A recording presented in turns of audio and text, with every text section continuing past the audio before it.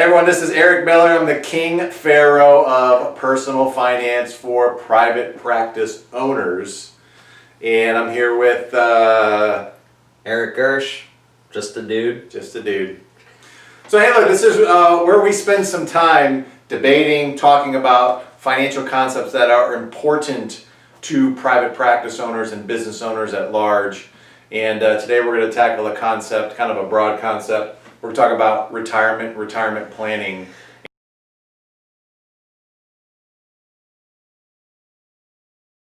And how that relates to you. I think the first thing is that, when you hear that concept, most practice owners have this viewpoint that retirement planning is basically what they set aside money in an account for a number of years at XYZ interest rate, and hopefully that if they've done a good enough job, they'll have enough money at the end of that time frame to live on 70 to 80% of their current income. Yep.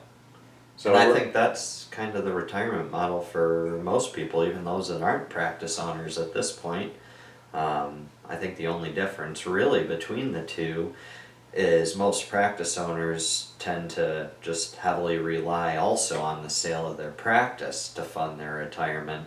And because of that, some of them tend to even not really put much, if any, money away over their working years. Yeah, so we're gonna talk today about why that traditional model sucks.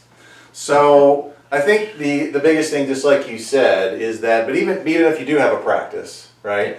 And you're only putting away enough to replace 70 to 80% of your current income, right? That's hardly like I would think a safe thing to do. No. Right? Because number one, who wants to live on 70 to 80% of your current income?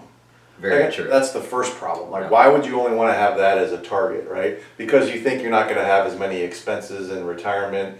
You think that you're not going to need as much money in retirement, but Oh, I get that all the time. And what I always ask people is, when do you spend more money, Tuesday or Saturday? Because every day is Saturday when you're retired. Oh my God.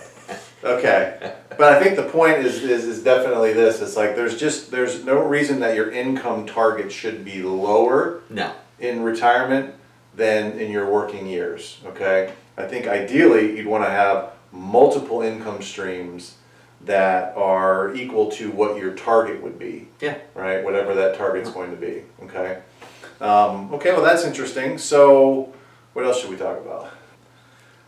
All right, well I think the first thing we should probably talk about is what would be the ideal retirement plan be for a practice owner, right? Okay. So clearly we know it's wrong that if a practice owner is just going to be reliant on the sale of his business for his retirement, that's a dumb idea. Yes. Yeah, we definitely agree with that, right? Because you don't know when you're going to exit, you don't know how much you're going to be able to exit for, you don't know what the market environment's going to be at that point in time, right?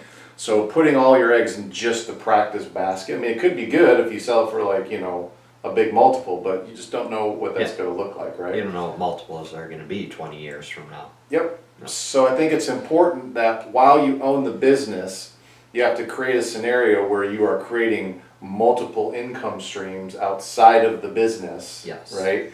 And not just dump it all in a 401k plan or some kind of qualified plan. Oh, totally. And on top of that, I mean, you can put away $19,000 to $25,000 a year in your 401k. Yep. If you want to replace the money you're making now, you're going to need to save more than that. Absolutely. Not only that, when you're in practice, right, your income isn't static. Yeah. Right? It moves. So if you own a business that's maybe doing $600,000 or $700,000 a year right now, right, you may be able to only put away $20,000 or $30,000 or $40,000. Yep. But as your business grows and gets into $1 million range, $1.5 million range, then the amount of money you're able to put away is going to fluctuate, right? Which is completely different than what most people do when they have a set income. Yeah, and you'll quickly pass your 401k max and your IRA max. I mean, that right there, you're topping out at $32,000 as of now. And if you're doing $3 million a year, that's 1%. Yeah. That's it. So I think the key number is this, and this is what we've told people all along, is that don't worry about like so much just like the accumulation number. Yeah. I mean, I know that there needs to be a target, but don't Yeah. worry about the accumulation number of how much you need to quote unquote retire, right? Yeah.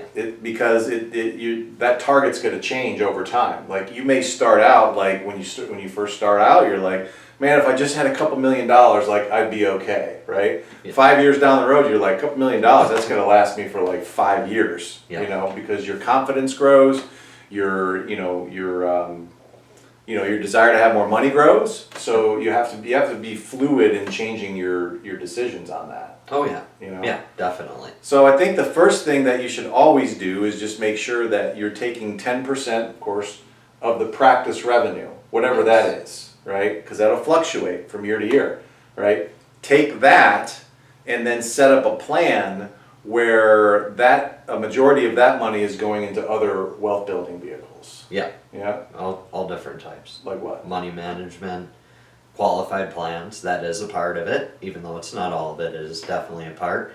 You've got real estate, you've got insurance products, and there's a whole nother world over and above that, but those are going to be the most common ones for our clients at least. That'll be the core, Yeah. right? Yeah. And then, of course, they'll have most of them have a building, which Yep. if you don't have a building, I definitely recommend that, you know, if you have the ability to buy your building, that'd be good, Yeah, you know, because these corporations are renting them out for Yep. pretty good leases, yeah. that's a good income stream right there. That'd be an excellent income stream.